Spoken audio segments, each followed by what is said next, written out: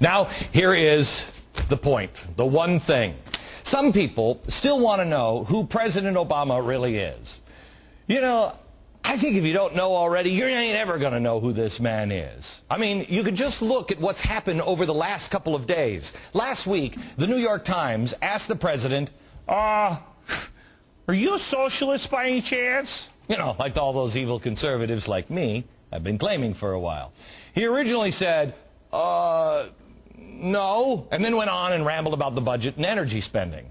But apparently the president was bothered by his original answer, or at least his staff was bothered by it, so he called back and he talked to the reporter. With his advisors and his teleprompter now handy, he explained that he didn't think that that was a serious question.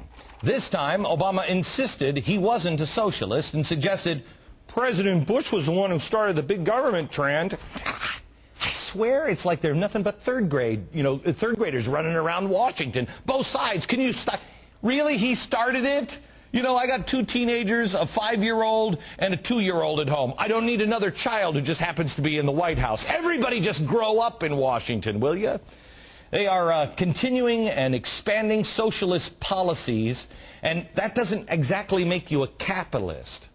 If you still don't know who the president really is, then let's take a look at just some of the things that have happened in the last few days. Remember, he said, what was it, a couple of weeks ago, you just can't listen to Rush Limbaugh and expect things to get done around here, I'll tell you that right now. He's now suggested today that his administration would talk to the more moderate elements of the Taliban. Remember them? The terrorists? The ones hiding Osama bin Laden?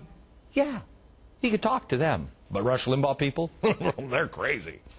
Regardless if this is a good idea or a bad idea, we now have a president who's willing to sit down with violent extremists under the guise of getting things done.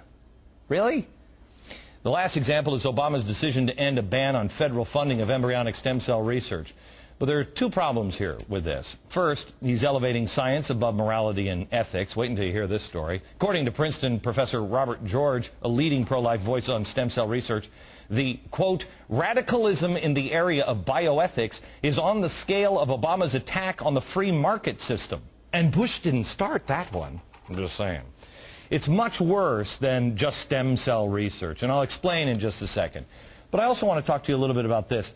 It's not just a reversal of Bush's policies. It's not.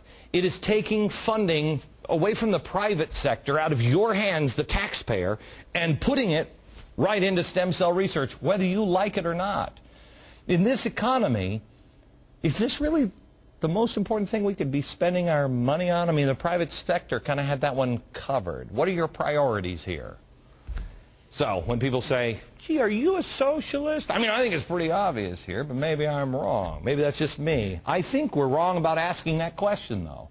I think what we should be asking ourselves is, who am I? Who are you? What do you believe in? What do you really, truly, is there anything worth standing up and letting your voice be heard? Most importantly, what kind of America do you want to live in? Better decide, because we're getting one. To talk about just how